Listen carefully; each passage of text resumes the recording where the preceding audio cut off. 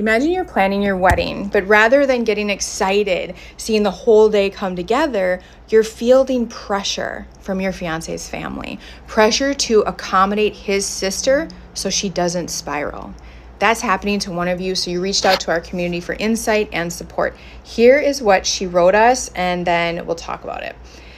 I'm planning a wedding with my fiance and both of our moms, and the emotional pressure is already building. My fiance's mom has a long-standing pattern of guilt and emotional manipulation, especially around family events. His sister, who has serious mental health challenges, often becomes the emotional center of everything. My fiance, I love him so much, but he is a people pleaser. He avoids conflict at all costs. And I'm starting to ask myself, can I lead on boundary setting with his support instead of waiting for him to toughen up? And I say that with all kindness in my heart. Here's a real example. I'm already feeling pressured to adjust sleeping arrangements and transportation for my bachelor party to accommodate his sister, just so that she doesn't get upset, not for access, safety, or inclusion, just to keep the peace. The messaging from this family is clear. Make sure you do not exclude her. But at what cost? Like, how do I set a boundary with this family without being cast the bad guy? Whew, okay. If this were happening to me, I would not start bending over backwards to fill a role or preserve a dynamic that I didn't start. They're asking you to become the peacekeeper. They're using inclusion instead of using the real word, which is emotional enmeshment. And they're recruiting you to take care of everyone's nervous system, not just your future sister-in-law, everybody. They're asking you, don't make us uncomfortable by doing it different than we always have done. And you're saying like, oh, I don't really like this. You're saying that because it's not your job. Like, this isn't your role. They can choose to do it this way, but you certainly don't have to, and I wouldn't. I don't think that this is a healthy way to function. Their choice, they can do it. You don't have to. So if this were happening to me, I would plan my event, my bachelor party. Let's just focus on that. I would plan my bachelor party, my once in a lifetime moment, my memory, how it fits me best. I would include my sister-in-law or future sister-in-law, hope that she could come, but I wouldn't change my plans. Any accommodations that have to happen or hoops that have to be jumped through can be handled by the family. So if she has a problem with anything on my day, the family can figure it out. Hopefully she can come, and if she can't, it is what it is. I'm not being rude, I'm not being mean, I'm being totally inclusive, totally open, totally welcoming, but I'm protecting my peace, I'm protecting my memory, I'm making sure I can enjoy this event.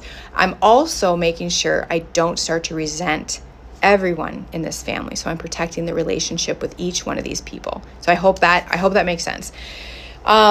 So in terms of leading the way on boundary setting, I definitely wouldn't go backwards. It seems like you have a real good sense of what is appropriate, what's reasonable. I wouldn't go backwards.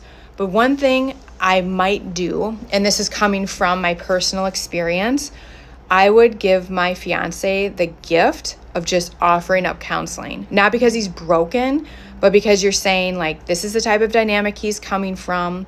He maybe fawns. He's a people pleaser. Like, he just wants everything to go well, even though maybe he doesn't feel so good in his body. I was like that. And I didn't figure all this out by going to therapy. It kind of happened in a weird way for me. I started my master's for marriage and family therapy, not knowing that's just a huge program, basically therapy of like unpacking your stuff. And I had a whole cohort of therapists to be telling me how abnormal my situation was. And it really made me self-reflect, like, oh, I have to figure this out. And plus at that time, I like your fiance, you guys are just starting your life.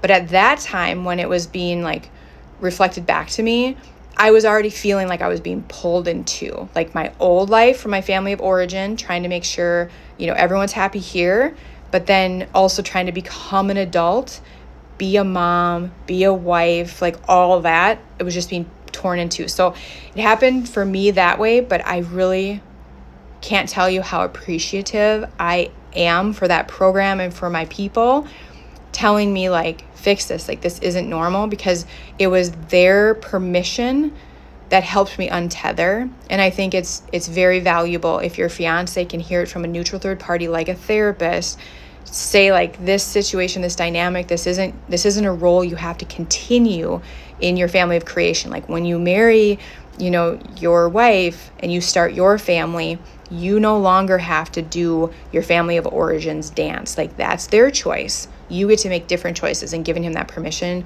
might be extremely freeing. It was for me. Like I needed that permission, and that's where I started, like, launched my journey. So that's what I would do first. And then, like I said, I wouldn't go backwards. You already have a really good sense of like what's good and what's not, and what you'll allow. What I would do is I would continue to model healthy boundaries to your fiance and show him that it can still be safe. Like you don't have to contort just because you've always contorted. Like we can do things different and it can still be just fine. So that's what I would do. I would definitely set a boundary around, bending over backwards for this. Like they can do that. That's not your role. And when you decide on your bachelor party, I would go to my fiance to let him know how I'm going to do it. And I would use a secure the bond script. And I would say, actually I wrote it down. I would say, I love your family and I want your sister to feel included. I'm going to plan something that works for me, and she is so welcome, like whatever works for her too. And I trust that, your family will make whatever accommodations are necessary, but I'm not going to change the plan. I'm not going to change the plan because I want to be able to enjoy this experience with everybody. And I also want to have a good relationship with your family going forward. And I know if I start to do this, resentment will start to creep in, and I just don't feel right about that. So I'm going to do the very best I can. And then your family is in charge of making any accommodations that are necessary for your sister. That's what I would say. Definitely, give some encouragement on some counseling. It will help you guys a lot in the future. Trust me. Like I said, I was being pulled into trying, I had little babies, and I missed out on a lot of time. So it would have been great if I would have had that permission sooner, but I'm so grateful that I did have it from a whole bunch of people. So those are my thoughts. What does the community have to say about this situation?